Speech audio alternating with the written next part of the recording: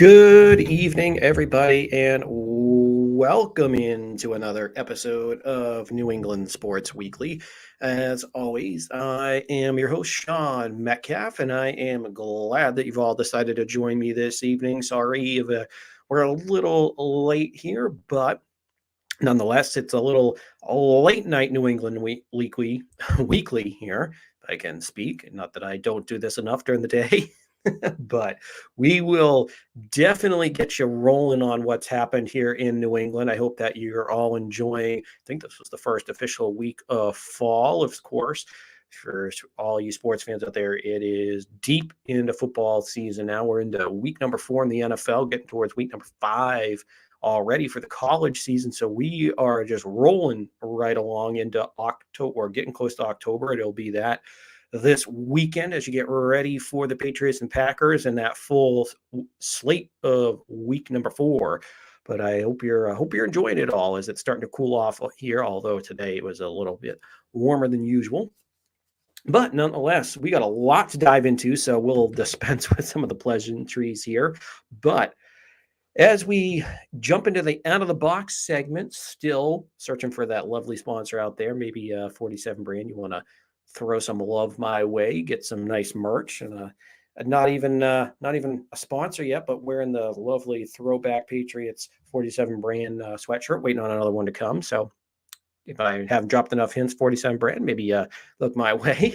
But nonetheless, with the out of the box segment, of course, about 2 hours after I got off the air last Wednesday, just sitting there minding my own business.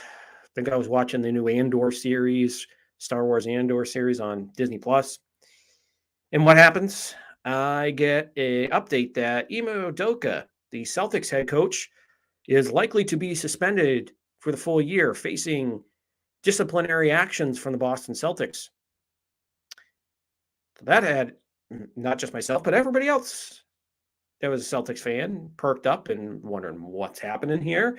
So, of course, over the next, 48 hours, 72 hours, as things just continue to trickle out against Ime Udoka. Of course, first off, it came up that it was a consensual relationship with a Celtics staffer. So it was just kind of left at that it was a consensual relationship. But of course, the Celtics don't want to have any inter-office relationships. But you kind of figured, all right, if it was just the inter-office relationship, as much as they don't want them, that they might have looked the other way, possibly. In this case, because you just have a head coach who took the Celtics to the NBA Finals all the way to Game 6 and was 2 wins away from bringing yet another title back to Boston. But, of course, then we started to hear other allegations. Of course, remember, folks, this is all just, well, of course, outside of Ime Udoka officially getting suspended a full year by the Celtics, the actual transgressions, if you will, by Udoka are all still kind of left up for interpretation. What we do know is that he had what started out as a consensual relationship with a female staffer with the Boston Celtics. Then we kept hearing details. Maybe this was something where it ended up it started consensual, but the female decided that this wasn't working. And then there might have been some unwanted, not advances, because that's not the right word, but some unwanted messages going back her way from Udoka. And then there is a rumor from some of those Hollywood gossip shows and websites that he got caught on a Ring doorbell camera. Not him like physically in person, but the staffer that was showing Udoka Ime Udoka's wife houses in the Boston area, because they were just planning to move officially here to Boston. And apparently the staffer that was showing her the house is the one that Udoka was reportedly or supposedly having those relations with, and they heard him on the other line of the phone. And so that's how the investigation started for the Celtics. They launched it. And of course, they did have their official press conference We'll get into that here a little bit in the next segment. But of course, a lot of things came out of that press conference. And of course, it is now going to be up to Joe Mazzulla, who was Udoka's bench coach and spent a lot of time in the Celtics organization behind Brad Stevens as well. So it'll be interesting to see what happens here with this whole situation, because it is not going away anytime soon. Just when you think we found out everything, well, not that we found out everything, but just when you thought some of the juicy details on this story just stop coming in this case, they just keep on rolling out here. And of course, Udoka did release a statement. And sorry, just happened to see a quote here from Matt Barnes, not the Red Sox Matt Barnes, but the former Golden State Warrior. He has a comment that said about Udoka, when everything comes out, he'll be lucky to ever coach in the NBA again. So, oh boy, that is not good.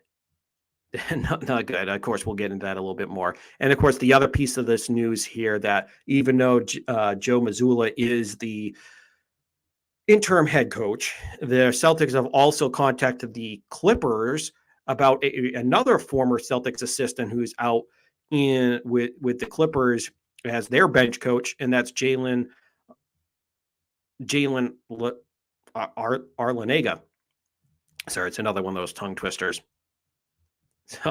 So with that news as well, looking to maybe add to the coaching staff, we'll see how it goes.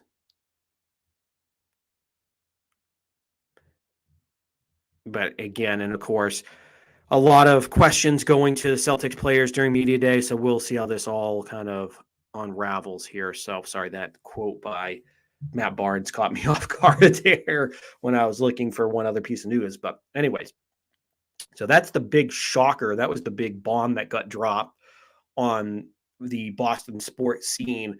What was that? Wednesday night into Friday. So that whole, as everybody was getting prepared for the Ravens game, Patriots Ravens, of course, that bomb gets dropped right into our laps, and that kind of just blew everything away. Now, of course, we just mentioned it here. The Patriots did play the Ravens on Sunday afternoon in the home opener for the Patriots, dropping that one 37-26. But the biggest news out of this was not the final score and that the Patriots are now 1-2 on the season. But the biggest news coming out of this was Mac Jones getting injured very late into the game on the very last drive, as the Patriots were trying to go for a last-ditch effort as they were down, 11 at the time. So they were trying to do anything possible, and pretty much at that point it was garbage time. And Mac Jones, on his very last play, got hit by the Ravens defensive lineman, rolled up on his ankle. And at the time, the way it happened, people thought maybe that was broken, but the x-rays did come back negative on Mac Jones. And from multiple reports, Adam Schefter, Tom Pelissaro, Mike Giardi, Phil Perry, you name whichever national NFL insider or Patriots insider, it pretty much is 100% coming back that it is pretty much feared to be a high ankle sprain, but no timetable. But of course, Belichick has to come out and muddy the waters today in his press conference, and did say that it's day to day. So it was, it's going to be interesting to see what happens with Mac Jones, because he has not officially been placed on the injured reserve, which is very interesting to say the least. I mean, maybe they're trying to play games with the Packers here and trying to get them to fall for the old banana in the tailpipe routine here with, oh, Mac Jones might play. I mean, come on now. The dude got carried off the field like he just got shot. And I mean, it's going to live on forever. Those pictures are going to live on in meme form for eternity now, with Mac Jones getting carried down the steps into the bowels of Foxborough with him crying. This is going to be the new Jordan crying meme. Now it's going to be Mac Jones. So, I mean, I'm not trying to trash Mac Jones here. Don't get me wrong, folks. But, I mean, he ended up getting that ankle with that high ankle sprain, and he did not look great coming off the field. And we all thought he might have broken that ankle. But it's a high ankle sprain, but it seems to be more of a severe one.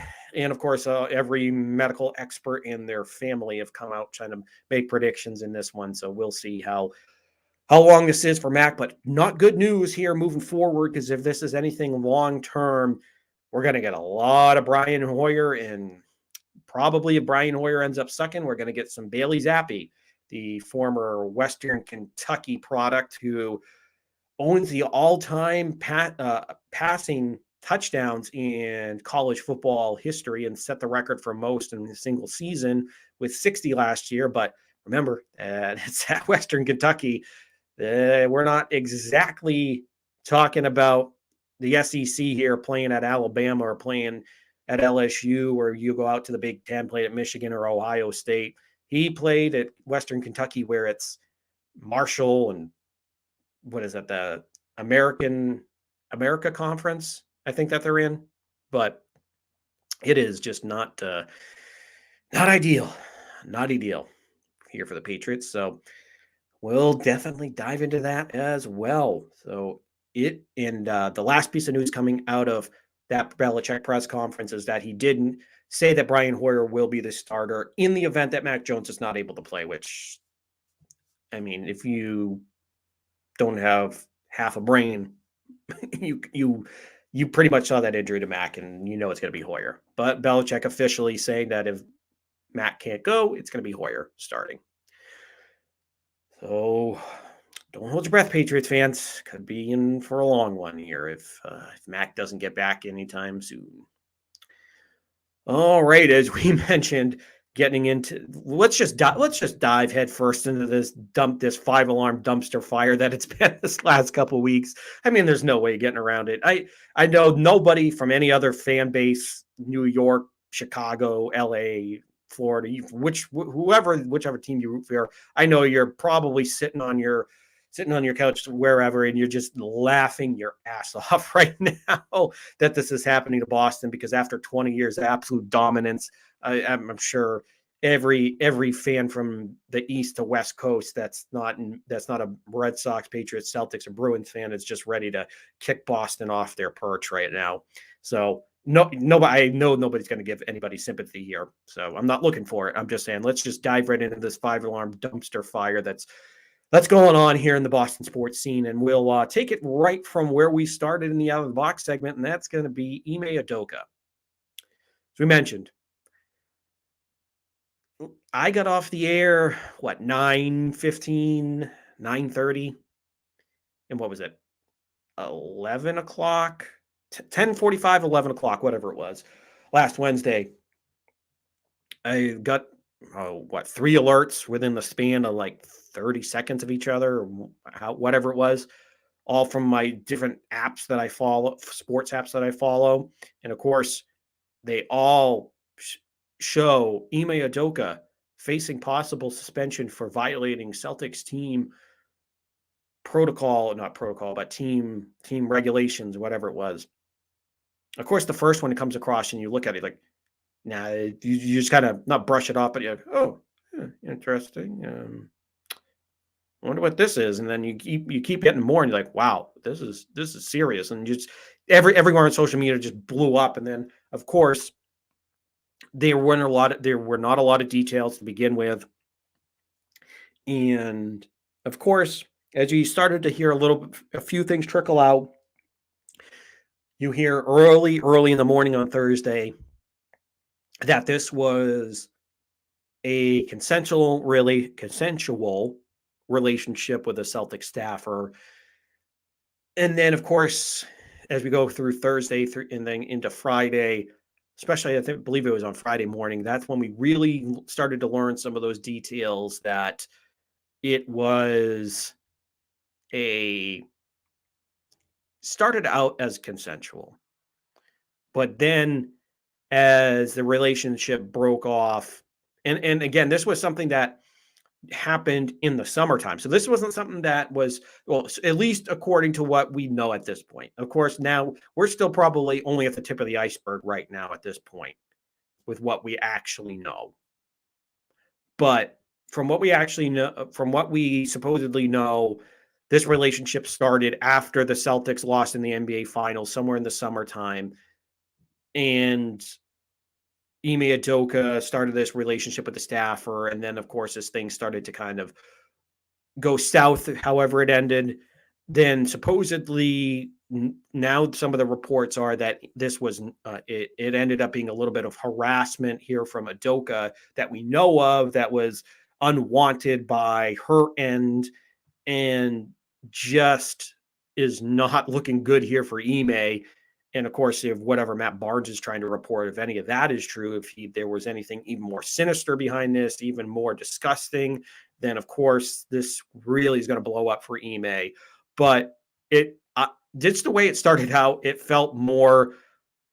And I'm not trying to get into like any TMZ type of crap here, but it really did feel more like this was Ime's side, at least when this first came out, that kind of tried to release this. No, this is consensual. Then, of course, right in the waking hours on Thursday morning, when all the sports shows started to get a hold of this, it did feel more like they were sticking a little bit up for, not totally up for Ime, but at least that they weren't totally roasting him.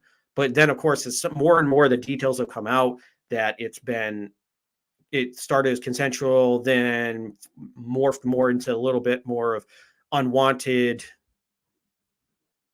behavior, a little bit of harassment on Udoka's end, then that's where you kind of the hairs kind of started to stand up here on the back of your neck, kind of like, oh, what's going on here? This feels funny. And then, of course, then you hear the rumored stories from all these like entertainment outlets, because remember, his fiance or longtime partner is Mia Long, the actress. So, of course, all these Hollywood sites get a hold of this. Are you surprised? No. So, of course, they get a hold of these stories. And one of those sites reported that he got caught on a Ring doorbell alarm, at least not himself personally, like physically getting caught on camera, but his voice through the phone of the staffer that was helping his wife or helping his fiance, Mia Long, find houses in Boston. And of course, that's the other part there is that Mia Long didn't know about any of this until apparently right when the news broke. She was not aware of any of this. So of course now that throws a whole nother grenade into this whole situation. And of course, so everything from that standpoint is just started to really catch fire. And this, trust me, this is going to rage on into the NBA season and well into next off season until we actually hear what's going to happen with Udoka. And it's an odd position because Ime really got this team to play well. He turned this team that felt like it had hit its ceiling with Brad Stevens. And he came in as the hard ass to this team and really just told them how it was. Not total Greg Popovich style, although he gets that from Popovich because that's where Ime played and also coached for a while. But you do see that that's where it's coming from. But he really unlocked the next level of this team. But of course, it now that's secondary to what's happening here, because obviously you're more worried about what's going on with the staffer and everything else, and hoping that he didn't do anything more egregious than he's already being accused of. So because this is just a messy situation, very messy. And now, as you kind of turn to what's going to happen with this Celtics team, of course, the Celtics on Monday had their it was planned to be their media day anyways because the season is right around the corner. They're getting ready for preseason right now. So they had their media day this past Monday. And of course, they did hold a press conference beforehand because they wanted to head this thing off. And the Celtics were very, as I felt, kind of forthcoming as far as much they could. Of course, you got a lot of this is they can't release things because of the legal situation happening right now because they hired a private investigative firm. So they have a lot of legal things, red tape that they can't cut through right now that they have to stay silent on. But they were as effusive as they could be. And of course, Brad Stevens was very emotional when he got to talking about the staffers and the front office and the female staff that works there, because he felt so bad that some of their names got dragged through on the internet with those amateur sleuths that are out there online. So it was all a very, very, very strange and emotional time during that press conference with Whit Grossback, one of the principal owners, along with Brad Stevens, who's now who is the president of basketball operations. So it was very interesting watching that whole scene go down. Now, of course, how is this going to affect the Celtics? Because now they have to fall back on Joe Mazzulla, who is now the interim head coach, as we mentioned, Jalen Arlanega with the Clippers, who was actually under Brad Stevens' staff for a while here in Boston, seeing if maybe he can come back and be an assistant here. And if you have to trade for him, I would imagine that Arlanega is going to be probably the head coach. You just don't trade for a guy like that when you're kind of in limbo right now. So I would be surprised if they bring him in here if he's just going to be a consultant, or not consultant, but the assistant head coach. You don't trade for somebody like that and not make him a head coach at this point in time. I don't think you would just make another lateral move over this way. But of course, it just puts so much up in the air now because, like you mentioned, under Udoka, this team was going in the right direction. They were 2 wins away from an NBA title and unlocked a lot in Jason Tatum and Jaylen Brown. You got Jason Tatum into the conversation of if he's a legitimate top 5 player in the league, and then Jaylen Brown, and got Marcus Smart to be more of a contributor. So you're just wondering if now that this kind of upsets the apple cart, and you could kind of see during the press conferences with the players as well, that it did kind of send a little bit of shockwave through them as well. So they weren't hiding it as much as maybe you would see from like a Belichick team or something along those lines. So it's going to be interesting to see how this long-term affects the Celtics, because this was a guy that they had handpicked in Udoka. That remember that Udoka was on Team USA with Greg Popovich, and was a guy that the Celtics, when they were looking for the replacement of Brad Stevens, that Jaylen Brown and obviously Jason Tatum, they championed bringing in Udoka into this organization. So, of course, how did they feel knowing what transgressions transpired during this whole offseason? They have to just feel shell-shocked of what's happening. And those are the engine that drives your team. I hate to throw out cliches in this point, but it really is true. This is the foundation of your team that you're looking to build on. And obviously with Jaylen Brown coming to the end of the first contract that he signed, and still 26 years old, 25, 26, at this point, you still want to sign him, obviously, to bring back with Jaylen Brown, Jason Tatum, who's 24 years old now. That you have this very young core to play with, to build with, to try to play for championships. And you were obviously in the right direction, seeing as you're in the finals. And now everything's up in the air, not because of the talent on the team. And I remember they lost Gallinari for a while now as well. You did bring in Brogdon, but you've had injuries to deal with. Now you have this situation with Udoka. So what's just going to happen? So that's going to be the big question that's going to be so interesting to follow, and obviously not in a good way, because you were hoping to have Udoka back and just try to run this thing back and add your pieces in with Malcolm Brogdon and Danilo Gallinari. And it looked like you filled in those spots on your benches, and it looked pretty good.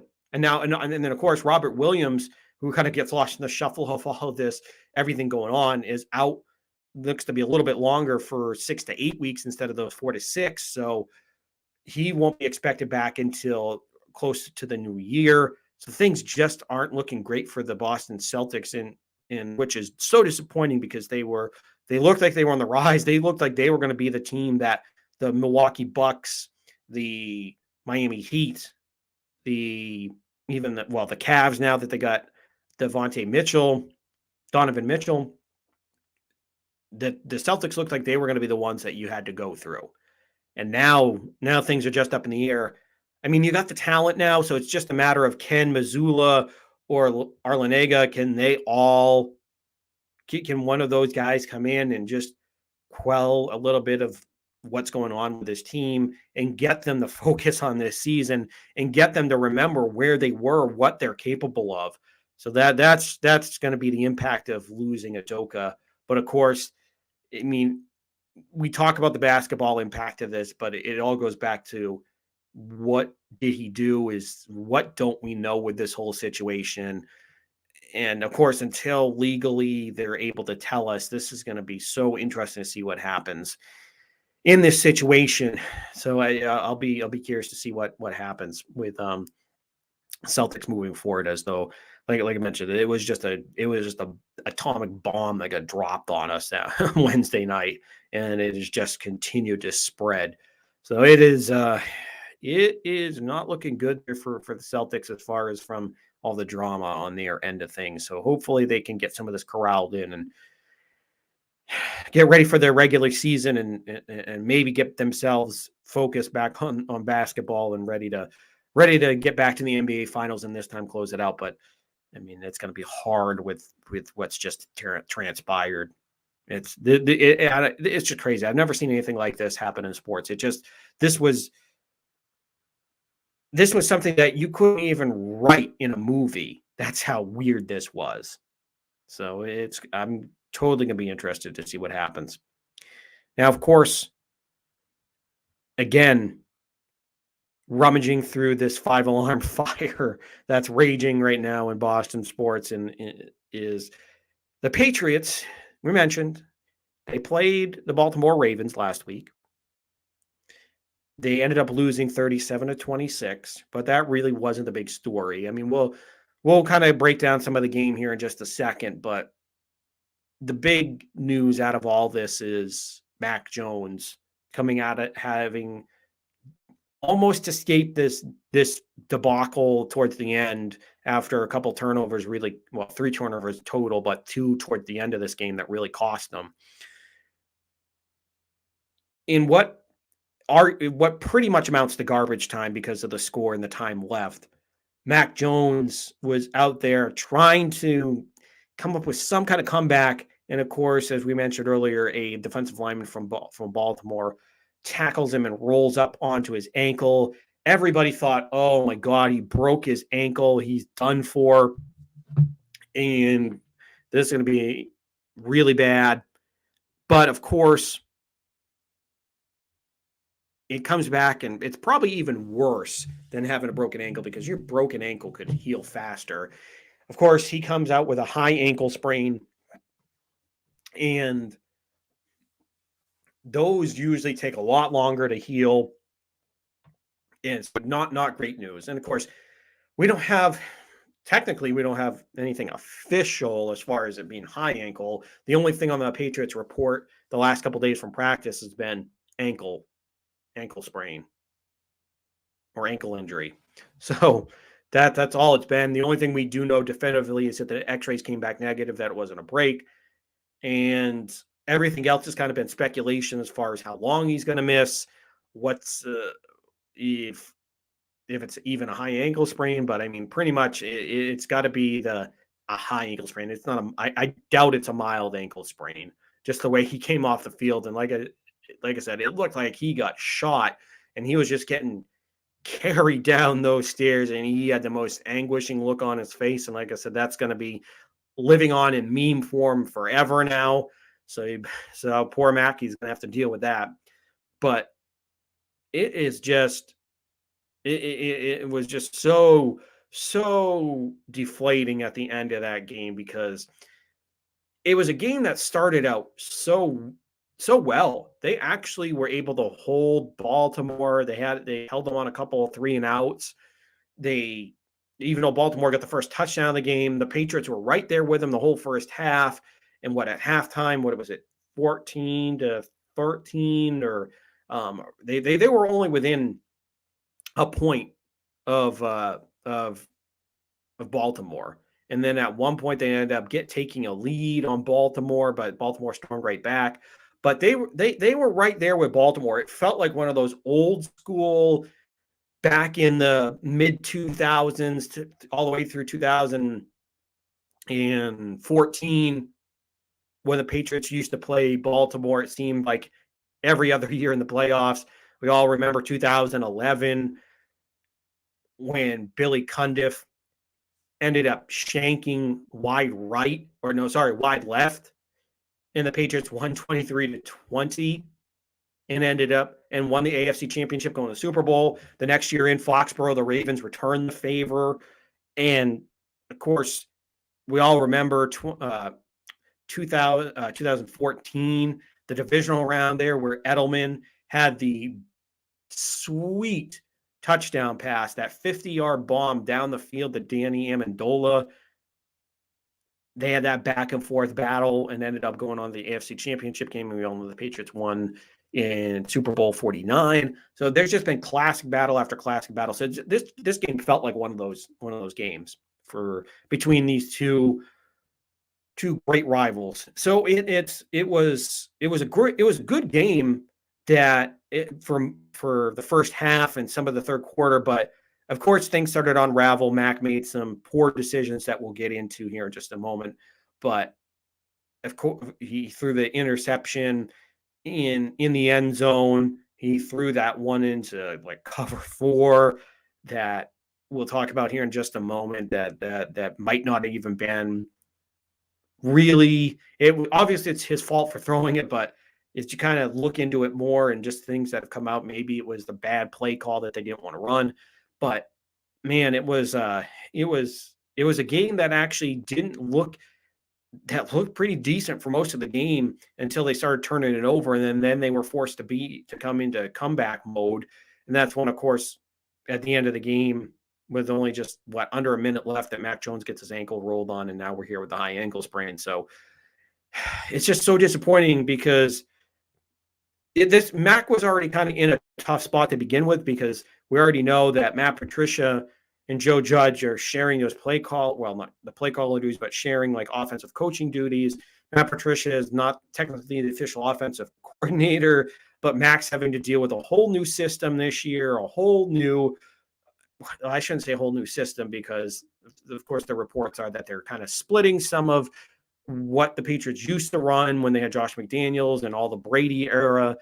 And now it's a little bit of kind of the zone run Shanahan style offense with some Sean McVay mixed into that as well with the passing attack. So, but of course it hasn't been as smooth, and Mac Jones hasn't looked the same as he did last year as far as him being as efficient and being as protective with the football going into this game. And of course, didn't help himself. He did have 321 yards, but had 3 turnovers, 3 interceptions, no touchdowns.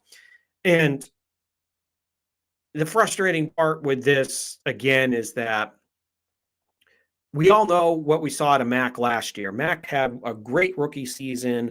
You saw good things coming from Mac and things you could build off of. But of course, now with Patricia coaching this, and this is where I have the biggest issue with this, because obviously the last couple of days, things have unfairly been thrown at Mac as far as if he's really responsible. And honestly, the one thing that kind of set me off today was hearing Michael Lombardi, we all know has been a friend of Belichick's for a long time, has been in front offices in the NFL, been a general manager, all those situations, was here in New England, in 2014 through 16. And we all know a friend of Bill, but it just was frustrating in his GM podcast, whatever he calls his podcast. And of course, he's talking about the whole Mac Jones situation, that basically throwing this on the lap of Mac, that and then once he got towards the end of this whole conversation, saying that it's basically they thought Mac might be smarter than this, basically called Mac dumb, and then basically saying he could be playing for a job and that he could be out of the league. What are we talking about here? What are we talking about? Is it just because your son's gone now, that he's now in Vegas, that you feel like, oh, I can speak out about the Patriots and blah, blah, blah, blah, blah, and just spout off, and I don't have to worry about Belichick coming after me? I don't think that's the case, but just to pile on this guy, like all of a sudden now he sucks. Listen, Mac Jones is not bulletproof in this whole situation. Prior to obviously the ankle injury happening, I was not happy the last couple of weeks with how Mac has played overall. The first half, very solid from Mac, very solid. But he's made some poor decisions over these last couple of weeks, but he has 5 interceptions this whole season. So it hasn't been the cleanest of starts to the season for Mac. But again, I think instead of throwing this on the lap of Mac and saying that this is Mac's fault in this whole situation, this is where you have to look back at the play caller and what Belichick has done. Belichick did not put Mac in the best situation to succeed as far as his offensive coaching staff, because Mac needed obviously not, you can't have another Josh McDaniels, but he needed another bright offensive mind out there that was going to be able to work with him and use his strength, use his ability to pre-snap read, think before the play even comes. He's not just an improviser. I mean, he can do a little bit of it, but he sees everything before it happens. He's a classic field general pocket passer type of quarterback where he knows what's going to happen. He diagnoses everything before it happens, and he uses that precision passing. And not that he can't throw it deep, but his specialty is more the precision passing, knowing wherever he's going to be, timing routes. And what happens is that Matt Patricia comes in here, not saying that he threw all of those types of concepts out, but now we're just going bombs away. And not that Mac isn't capable of it. We saw that he was able to hit Nelson Aguilar for the 44-yarder. And has his last game with Devontae Parker, who finally broke out for 9 catches for 157 yards against the Ravens. Looked like maybe he found it again.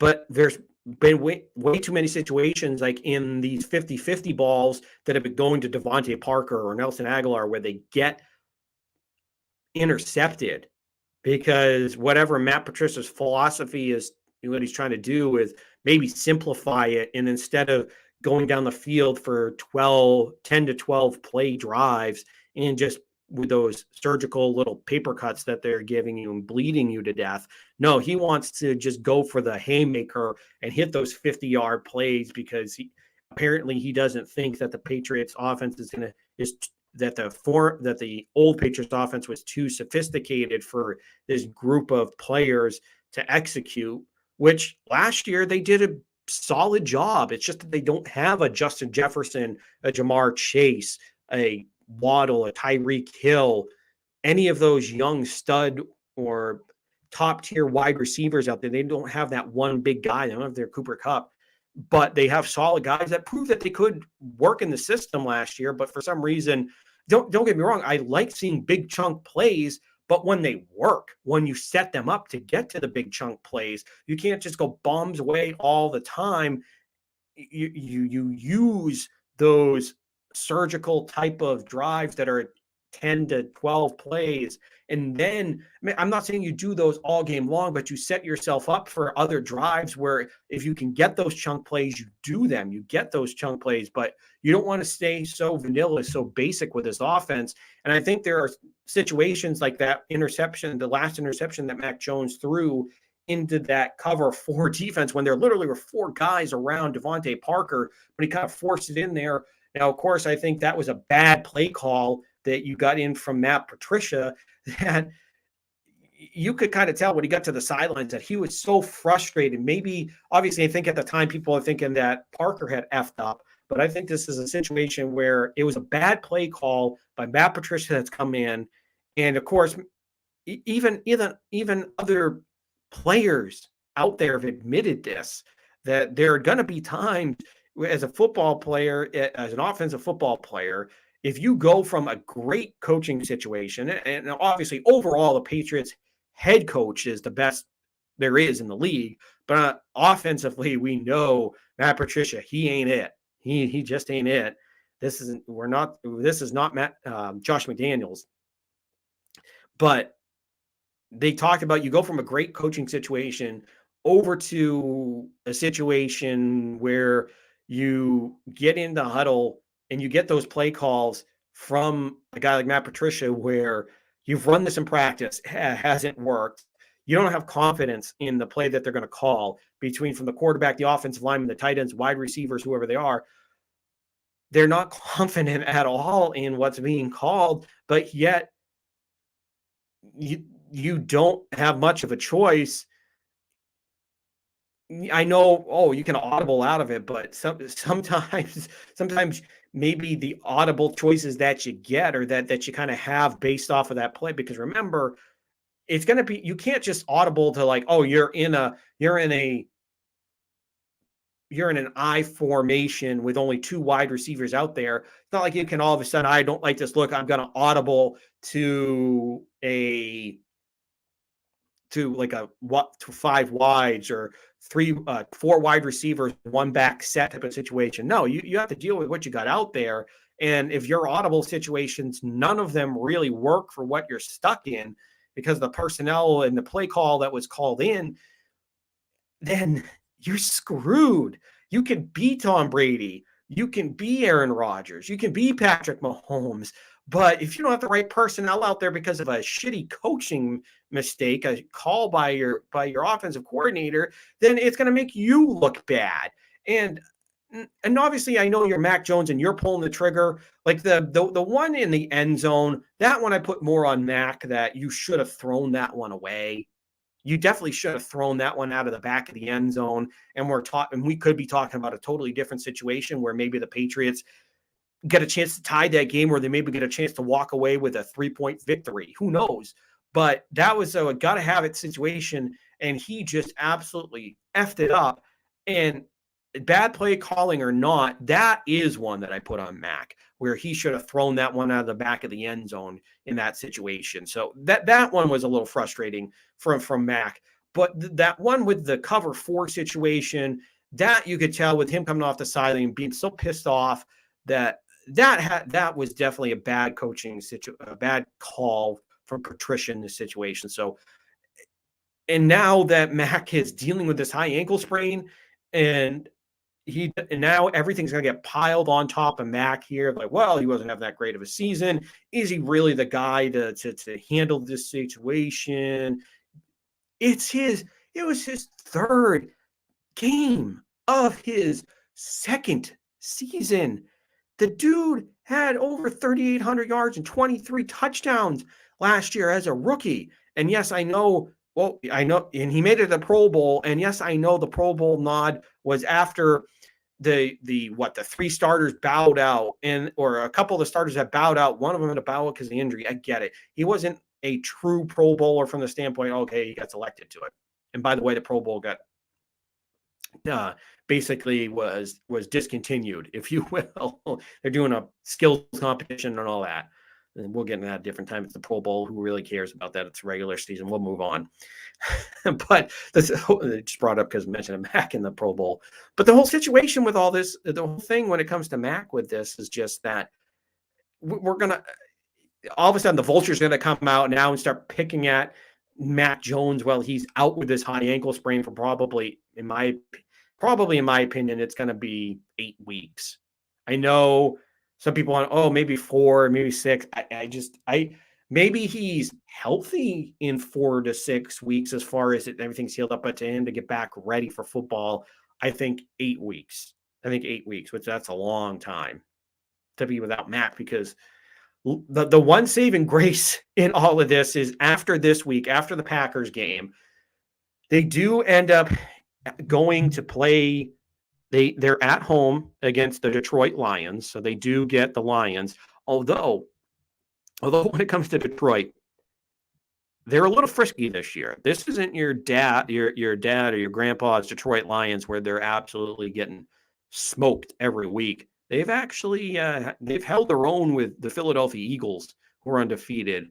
They held their own. They beat the Commanders, and then they've held their own with the Vikings. They almost beat Minnesota last week. So it's it's not a pushover. But again, it's still their defense is Swiss cheese, although Justin Jefferson ended up having a bad week. Yeah, my salty because he's on my fantasy team, and I really needed Justin Jefferson to go off and be the stud that I predicted him to be this year. Yeah, but okay, whatever. But anyways, that Detroit team is they're 1-2, but they're not the old Lions where they're just going to be a pushover.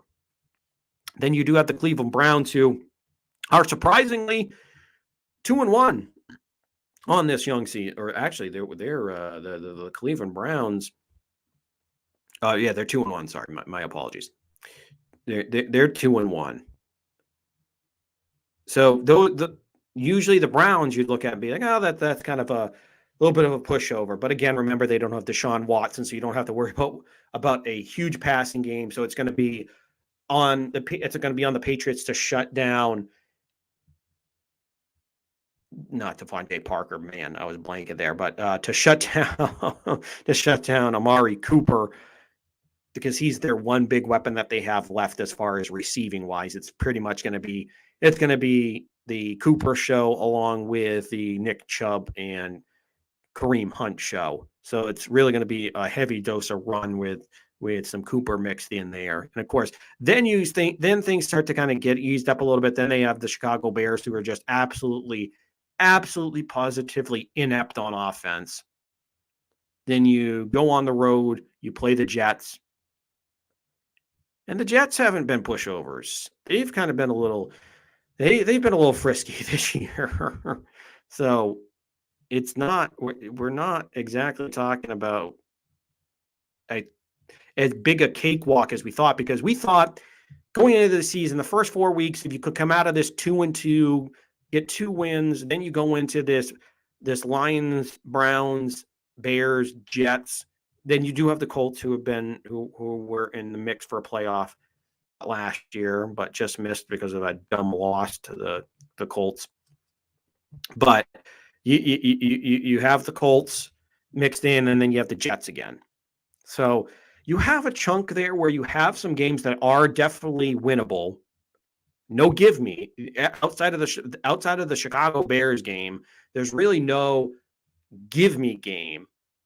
And of course, now you're playing with an arm behind your back, tied behind your back, and almost 2 arms at this point, because now you're down to Brian Hoyer, who,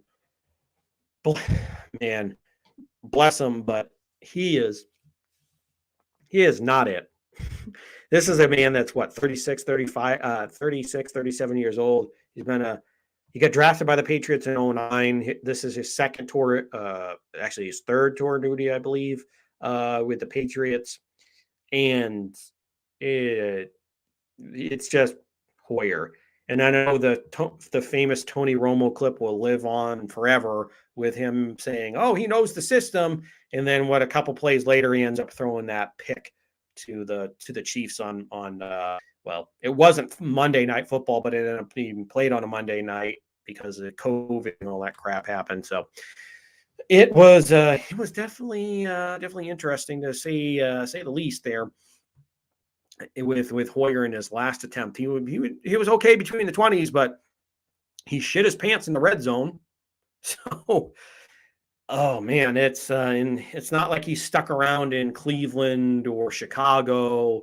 He didn't stick around in San Francisco, and because at those times, San Francisco needed a quarterback when he was there in 2013 or 2014, whatever time it was, time slot we're talking about there. But yeah, we're not exactly talking about a guy that's lighting it up. Now, of course, he knows the system line.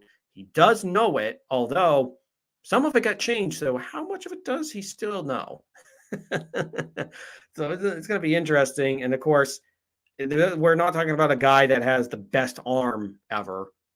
We're not going to see him throwing 50 to 70 yards down the field, but what you're just doing is praying that he keeps his hands at 10-2 on that wheel of the Patriots car and just don't fuck it up.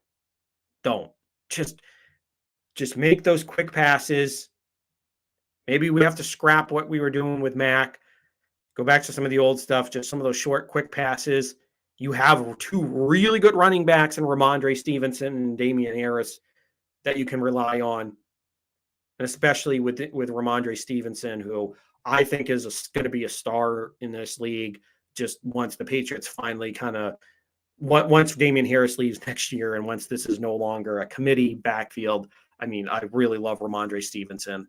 I mean, this is a guy that's physical, but also has burst at his size and also can catch the ball for a big guy. So it's going to be interesting moving forward here. But I do like what he brings to the table. So it's going to be interesting to see what they do this week playing Green Bay, because I know the Packers don't have Devontae Adams anymore. He's now in Las Vegas, teaming up with his old college buddy and Derek Carr, and teaming up with our old offensive coordinator and McDaniels. So he's no longer in Green Bay. And of course, the Packers brought in a whole cavalcade of veterans there. They brought in Sammy Watkins. You still have Alan Lazard. You have other veteran options there that just don't get you all jacked up and excited. Because remember, Sammy Watkins has been pretty much a bust from where he was picked. He had an okay career, but nothing you got to go screaming about. And of course, now he's injured, so he probably won't make this game here against the Patriots. And Alan Lazard, who is a solid number 2 receiver, but now that he's forcing to kind of be in that number 2 role, the number 1 role. I don't know if he's not saying he's not ready for it's not right, but to take that to the next level, I mean, he's nowhere near the same skill set as a Devontae Adams, so that's asking a lot out of him, which obviously that's not what you're getting from him. But of course, then the Packers drafted a couple rookies in Christian Watson, the 6'4", 6'5", what is he, 220, I believe, out of North Dakota State, same place as Carson Wentz and Trey Lance came out of. And he's a big blazer that they were putting their hopes into. And of course, he dropped what would have been a 75-yard walk-in touchdown pass in week 1 against the Vikings, but that didn't materialize. So he's kind of gotten off to a slow start, and he's injured. We'll see if he plays. But the real surprise there was the 4th-round pick in Romeo Doubs out of Nevada, who has just been a revelation since training camp. He's clicked with Rodgers. Now, of course, Rodgers, just like a guy that we know very well here, and Tom Brady, has been notorious for not throwing to his rookie wide receivers. Remember, it took Devontae Adams 4 years to get over 1,000 yards. So it's slow for him to develop chemistry with some of the new guys, but it seems as though maybe some of the ice has thawed for Rodgers when it comes to that, because we did see Romeo Doubs last week in that game against the Tampa Bay Buccaneers on that first half of the game, especially within those first couple of drives. Romeo Doubs had 37 yards. He ended up getting that big touchdown catch early in the first half, and he finished with over 73 yards receiving the touchdown. So he had a pretty solid game, and of course, this was one of the rare situations where a coach tells you to look out for a player that he might actually get the number one spot as the wide receiver. And it actually came to fruition as we did see that work out. And now there have been multiple reports that I've seen here on Romeo Doubs that he might just be in line to be that number one wide receiver here for the Green Bay Packers. And that's, come on. I mean, you can't ask for much more than being Aaron Rodgers' number one target, because we've seen when he locks in with somebody like Devontae Adams, Jordy Nelson, or even Randall Cobb back in the day. I mean, those were unstoppable. That's when he becomes unstoppable, when he finds that guy that he's got great chemistry with. And I'm not saying we're going to be at the same level that we were at the heights with Devontae Adams or Jordy Nelson, any of those two guys, which were both of those guys were had a symbiotic relationship. Basically, it was Rodgers could read their mind where they were going to be, and it just like that, it'd be a 40-yard gain, or you'd hit them for like a 25-yard bomb into the end zone for a touchdown. We're not at that point with Romeo Doubs, but if it's anything like we've seen over the last couple of weeks, where he's kind of he's started to develop that, then I like where we're at with as far as Romeo Doubs is concerned. But at least from that standpoint, oh, there we go. Sorry, messing around with the new feature that they put on here. Anyways, sorry. So we're talking about Romeo Doubs. So that is the one piece there as far as in the passing attack. You do have to look out for the occasional game where Robert Tonyan pops off, because he might not get the mass yards like a Kittle or a Kelsey or a Waller gets. He has like that 8 catches for 110 yards and a touchdown, or a Kittle game where he catches 12 balls for 125 yards. So it might not be one of those games from Tonyan, but he'll get 3 catches for 40 yards, or 3 catches for 30 yards and 2 touchdowns. Seen that happen before. So he'll make an impact from that standpoint. He's a threat in the red zone. So there are pieces there. It might not be the same Packers offense that we're used to, the same high-flying offense, because Devontae Adams just made everything go. But again, there are pieces there, and it seems as though Romeo Doubs might have found his footing over the last couple of weeks. So if that's the case, then you really got to make sure you lock down Romeo. And of course, out of the backfield, you have A.J. Dillon, the local product, at least college-wise, as he went to BC, as Quadzilla, as I've heard him called out there. He'll be rumbling through the middle of that Patriots defense. And of course, now with a banged up defensive line, because Lawrence Guy had to leave last game. And as much as I love Christian Barmore, he's a stud in the making. He's more of a pass rusher when it comes to the defensive line. Not that he can't stop the run. I've seen him stop the run. He's not inept. He's not just a pass rushing specialist. He can definitely stop the run.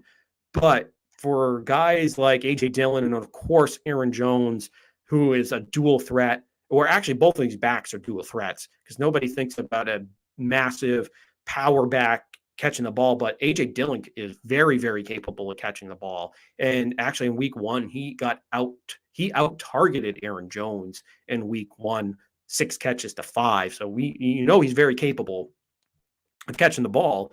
And of course, the other part to this, like we said with Aaron Jones, is that he's more of the lightning in this situation, and can catch the ball and have that massive week against the Bears.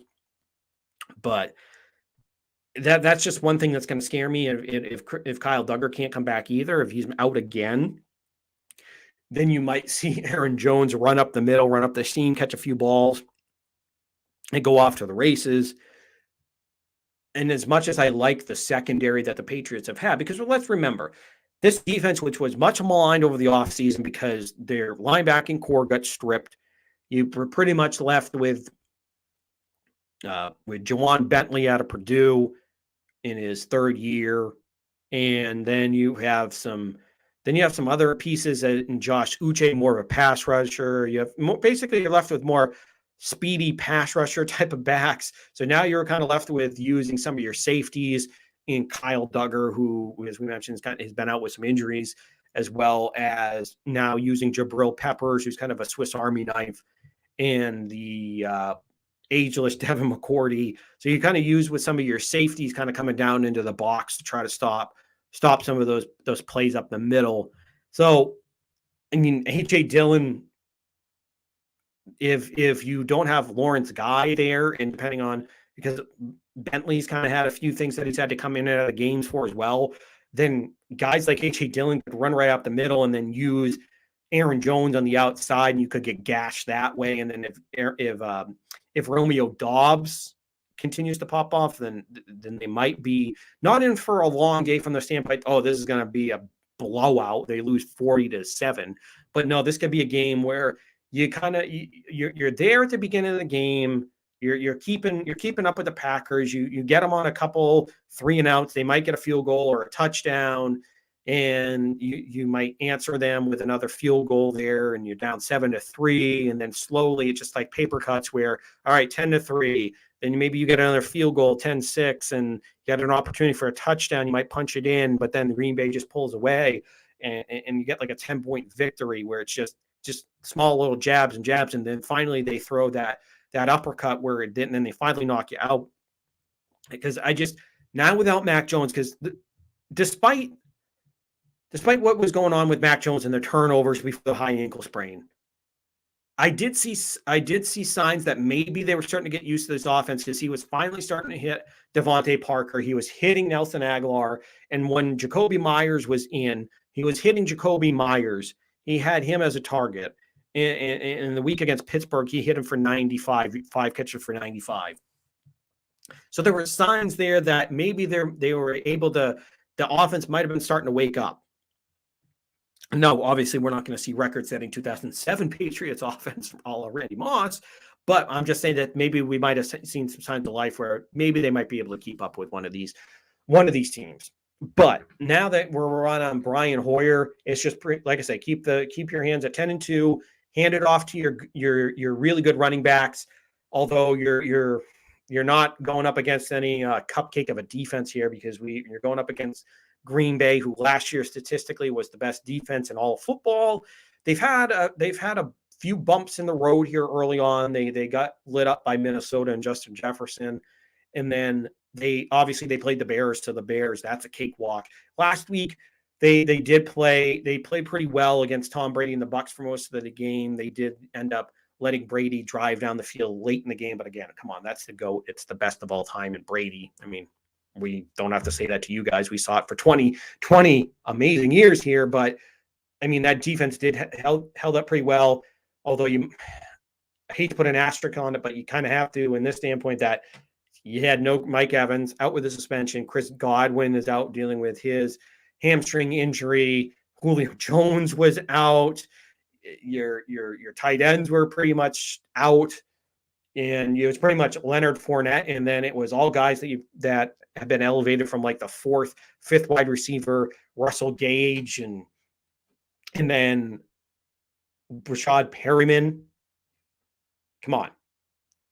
I mean, we're not talking about the 2020 Bucs where they were a force offensively, but man, they are a tough defense, though. That you got to give them. So it's not going to be easy getting scores. I think the Patriots will be able to move the ball on this on the Packers defense. They've shown that they're not as watertight as they have been over the last couple of years, but they do have Jari Alexander back, and he's playing very well. So of course, whoever he's guarding, maybe he might. I would imagine, since the Patriots don't have a true number one, he'll probably get a little bit of Parker, maybe get a little bit of Aguilar at times. And if Jacoby Myers is back, maybe get a little bit of him. They'll probably move him around. But I would imagine the Patriots are going to try to stay away from Alexander for most parts of this game so that he doesn't wreak havoc on the Patriots. But it's going to be interesting to see how this all goes for the Patriots, because I am not confident in this one. Not at all. The Patriots are a plus 390, plus 390. They haven't been that much of an underdog in a long time. In a long time. I haven't seen them on a betting spread be that much of an underdog in a long time. So, hey, maybe if you want to make a little bit of money and bet on the upset, you take the Patriots in the under, because I don't think this is going to be a high-scoring game. You take the under, take the Patriots in the under, and I think it's like plus 778. So put $15 down. I think you're at $160, $170 some odd dollars. You can get a little cash. But I mean, that's not the smart bet here. That's not, hint. It's not going to be our bet of the week. It won't be that. But we'll see how it goes. I just don't. I'm not confident. And moving forward, we're going to be in for a long season. And just quickly on this, I'm not going to advocate a tank, but at least not right now. But if you hear back in the next couple of weeks that this is an 8-week injury, so that would put us at what, week 12? And week 12 puts us in Minnesota on Thanksgiving. Okay, so that puts us to Thanksgiving for week 12. You have to face the Vikings. And then the rest of the season is Buffalo, who is a lot of people's pick to go to the Super Bowl, including mine, and win it. You got the Cardinals. Yeah, they've had some struggles, but they're loaded offensively. You got the Raiders off to a piss poor start. They're 0-3, but loaded offensively. Going to be tough. Then you got the AFC representative in the Super Bowl and the Bengals. They're off to a rough start, but not going to write them off. And then you got to play the Dolphins, who are off to a hot start. They're 3-0, surprisingly, and Buffalo again. So it's going to be a tough stretch. So if he can't come back by week 12, week 13, whatever it may be around then, and if he comes back and you have to face Buffalo twice, Miami again, you got the Bengals, and what if they've turned it around, or the Raiders turn around, that's a tough stretch. Do you want to go down that road of what the Bengals did before last year when Joe Burrow tore his ACL and the Bengals ended up getting a top 5 pick? They got the 5th overall pick, and they ended up getting Jamar Chase, and boom, look at what happened to that offense. Took off like a rocket. And that team ended up riding that whole wave to the Super Bowl. Now, am I going to say that's what's going to happen for the Patriots? Not exactly. But if you get a top-tier weapon for Mac, and maybe that opens things up, and maybe instead of being a punching bag in the divisional round against the Bills, maybe you have a shot of moving out of the wild card round, getting into the divisional round, maybe making a little noise there. And who knows, maybe you face Buffalo in the AFC Championship, or you face somebody in the AFC Championship game, or you just have a better shot at not being a one and done in the playoffs and building off of that and then getting other pieces, because you have a lot of money coming off the books next year. And you're going to have 70 to 80 to close to $100 million to spend because of the cap going up and other money. So, I mean, what's not to like about, at least about thinking about that? I mean, right now I'm not in that mode, because if you come back 4 to 6 weeks, then if Brian Hoyer can keep this boat afloat, and maybe you're around 4-5, 4-6 at that point, you're still technically not out of it. You still can make a push, and then you got to bring them back.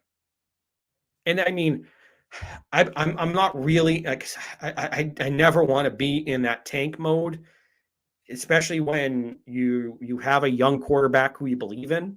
Like if this was suck for luck or tank for, I'm not a big Tua fan, so I'm not going to say tank for Tua, but suck for luck or blow for Bryce, whatever they're calling it now, whatever weird thing they're calling it. If you're in that situation where maybe if you have a generational quarterback, I might be in the boat of tanking it, because I love Mac Jones, but he's not the elite of the elite yet. He could develop. He could come and develop into it. He very well could. But I mean, if you know that you have a surefire, can't miss quarterback, like a tank for Trevor type of situation, ooh, yeah, that's where it gets really tantalizing. But I don't think there's that quarterback that, well, if Bryce Young declares, because I think he'd have his senior season to go if he wanted to go back. Maybe Bryce Young, possibly. But if it's not a quarterback, I mean, I'm not in total 100% of tank for it. And besides, we all keep bitching and moaning about, including myself, about Mac Jones and this offense. It's not coalescing great together. Well, maybe if you have Mac out there for the remaining 7 weeks, 6 weeks, and he gets to play in this offense, because by all accounts, it's not like Bill O'Brien's going to become walking through that door anytime soon. Then maybe you get Mac Jones out there and he gets more experience, and maybe we have a little bit of hope next year, and maybe he gets to play with Tyquan Thornton, your second round pick that looked like he actually might have broken Belichick's curse, at least until he got hurt. So as far as being a high round wide receiver pick to actually make it. So we'll see how that goes. So it's going to be frustrating, but nonetheless, and I'll be watching win or lose, no matter how bad they get their brains beat in over the stretch. I'll still be there. I will. I'm not going to go apple picking on a Sunday. I'm not going to go out somewhere. If I'm drinking, it's going to be at home, drinking, watching football. I won't be, or if I go to a bar, I'm sure as hell going to make sure they have a football game on. But the whole point of this story is I'm not going to abandon this team. I'm going to be watching. I'm not going to be some fair weather fan. It might be painful. It sure as hell might be, but I'll be watching. So as we get ready towards the end of the show, as every week, we do look at some aspect of fantasy here. And this week, it's our waiver wire pickups of the week. Now, I know it is Wednesday, so a lot of your waivers might have been taken here. But if you happen to be in a later waiver pickup, or there might be somebody still out there that I suggest, then definitely take a look at these ones that I'm looking at here. So I focused in on 2 this week. And one of them is a little bit more short-term, depending on what happens with Rondell Moore, and then eventually when DeAndre Hopkins comes back for the Cardinals. But my first pickup is going to be Greg Dortch. Now, Greg Dortch sounds like he should be working accounting at like Bank of America right now, or being your financial advisor at one of these big corporations. But this is a guy that, especially in PPR leagues, he's had 7 catches week 1, 4 catches, 9 catches last week, and had 80 yards. So he's consistently had 13 or more fantasy points in PPR leagues. So especially if you're in PPR, look at Dortch. He's been that guy out of the slot who they've looked to when they needed some yards. And he is a solid pickup if you need to put him in your flex or your third wide receiver spot, or if you're dealing with any injuries or inconsistencies that you might be looking at here to kind of shore up in week number 4. So Greg Dortch is my first pick of the week. Now this next one, he's a hot topic, and we talked about him a lot because the Patriots are going to play the Packers this week. But that is Romeo Doubs from the Packers, who looks as though he might be Aaron Rodgers' number 1 target moving into this coming up, maybe the rest of the season. Now, Romeo Doubs last week had his breakout game of the year, and had 8 catches for 73 yards and a touchdown. Now, in the previous weeks, it was week 1, it was 4 catches for 37, 2 for 27. So you had over 60 yards the first couple of weeks. It wasn't anything really super impressive, but obviously with Sammy Watkins now out for a bit, and Alan Lazard, who is a good receiver but not a great receiver, there's still a void for the dynamic playmaker to step up. And as we talked about earlier in the offseason with Dobbs kind of having a good rapport with Rodgers, I really, really love this pick of Romeo Doubs. So If he, by some reason, is still available in your waiver queue there, go ahead, spend the fob money to pick him up in your league, because he's going to be worth it, in my opinion, because it just, and even this report today coming from NBCSportsEdge.com, Romeo Doubs might be in line for wide receiver 1 work. And actually, I misquoted. This report came from ESPN's Rob Demvosky, who said he believes Romeo Doubs just might be next in line for the number 1 receiver role in the Packers offense. So we all know, if Aaron Rodgers trusts you and if you have good playmaking ability, then you're going to be in line for a lot of work here. So, of course, nobody's projecting these massive numbers of like projecting him for 20 plus fantasy points or something ridiculous because he's got Rodgers. But the projections have gone up. Like in my league, it's 12.5 for Romeo Doubs, and because of some inconsistencies at my 3rd wide receiver spot, I did slot him in. So I do trust in him. So this is a guy that I really like coming into this week, because I truly think playing the Patriots, who, yes, they have a solid secondary, but again, this is going to be, there might be some more attrition onto this Patriots defensive group, where they might be out on the field so much that they might get worn down, that you might have a few slip-ups out there where Romeo Doubs is able to get free, and maybe he does get another 80. He maybe gets 80 plus yards in a score in this game. So I do like what I see from Romeo Doubs, and he is definitely the guy that, trust me, if he is still there on the board, get him. Spend the money for him. Now, my one big bet of the week, and that is going to be taking the Ravens over the Buffalo Bills and taking the over of 51. Now, I know Buffalo, obviously, they had a great first 2 weeks. They ended up losing to Miami last week. They offensively had the yardage going last week. They were able to move the ball freely on Miami. It's just they had trouble actually scoring and punching it in, which is unlike Buffalo in this one. But this is one where the Ravens, I think, got some confidence back playing against the Patriots. They always have a little extra swagger coming into New England, and now they have to go play the Buffalo Bills, and using this as a springboard to go up against them. Lamar Jackson had a 5-touchdown game, and Lamar Jackson is on a mission this year, it seems as though. So this is one where, if you're looking to make a little money, I do feel confident in this one. So if you take the Ravens and take the over, it gets you plus 339. And if you put a good hard-earned $20, or if you $20 on that, you can come out with $87.81. Or so that's just $20. So you put on what you want there.